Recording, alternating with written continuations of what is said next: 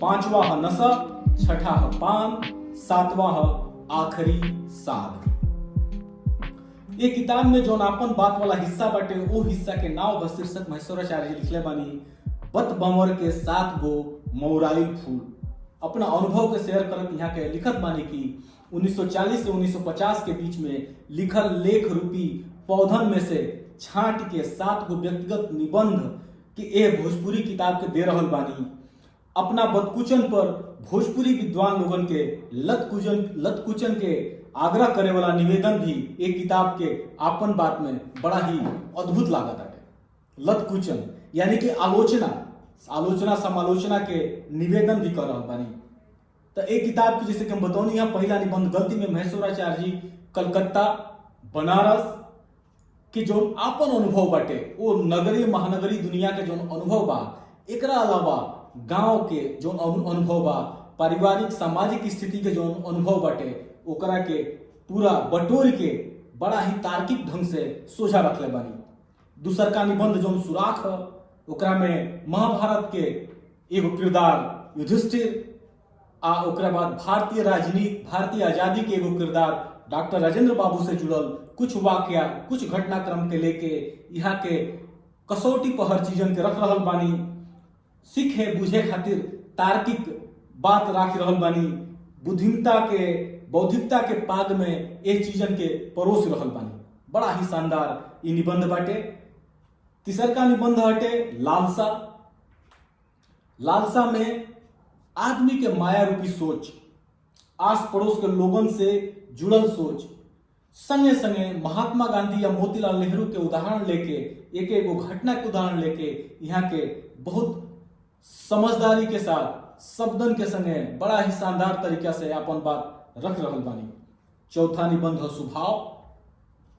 जैसे कि शीर्षक बा स्वभाव, जैसे हिंदी में जाना कहा जाला स्वभाव, हमने के भोजपुरी में कहनी जा लोमड़ी सियार आ आदमी के स्वभाव के लेके बदकुचन के एगो नया रूप दे रहल बानी।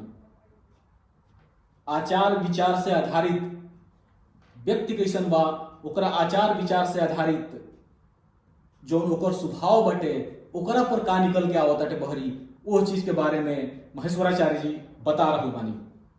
नशा पांचवा निबंध है जौना में नशा के जो हमनी के प्रत्यक्ष रूप से देख रहल बानी जा ओ नशा के तो बात हो रहल बटे।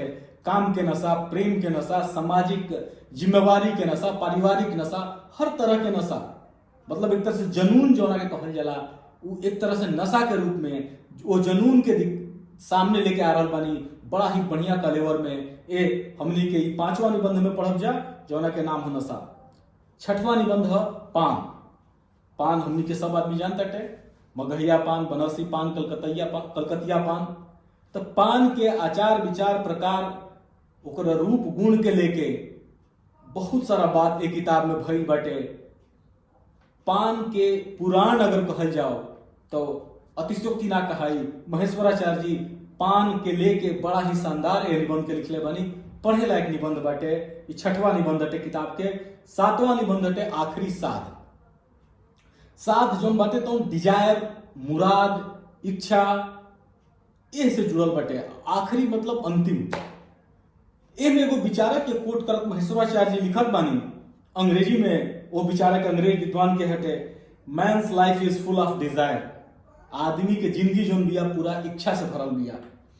अनरेस्ट एंड डिससेटिस्फैक्शन, खाली इच्छा ही नहीं है, ओकरा में अनरेस्ट भी बा, ओकरा में असंतोष भी बाटे।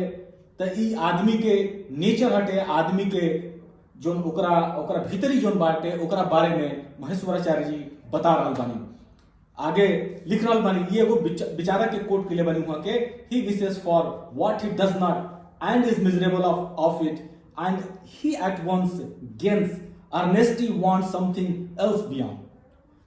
एक किताब के अंतिम निबंध जौना में मनुष्य के साथ जौन की आखिरी होके भी एकल ना होला, असीमित ना होला, असामान्य होते हुए भी ओके पावे के इच्छा, ओके समझे के इच्छा, ये आखिरी साध में यहाँ के लिख रहल बानी।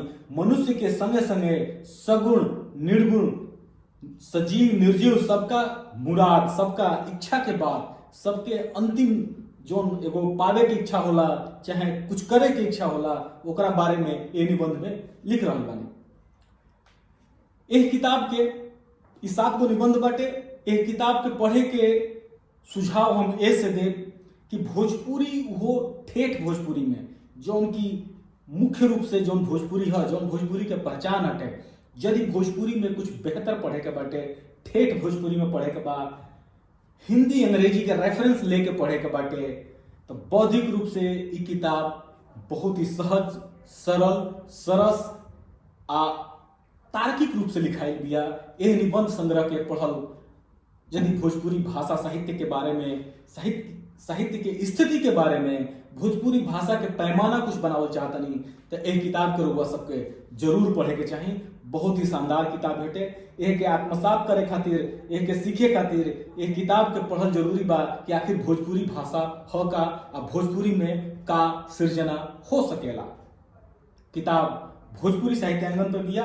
बदकुचन महेश्वराचार्य यदि गूगल में रुआ लिखब बदकुचन महेश्वराचार्य भोजपुरी साहित्यांगन तो ई किताब रुआ सब के गूगल दिखा दी।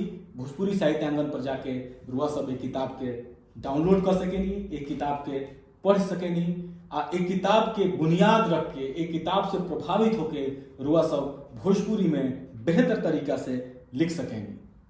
तो आज की किताब है पढ़ी सब भोजपुरी भाषा साहित्य में अगर कुछ बेहतर करे के बाटे तो किताब पढ़ल जरूरी बाटे। किताब पढ़ल जरूरी बा। प्रणाम। अजय भोजपुरी।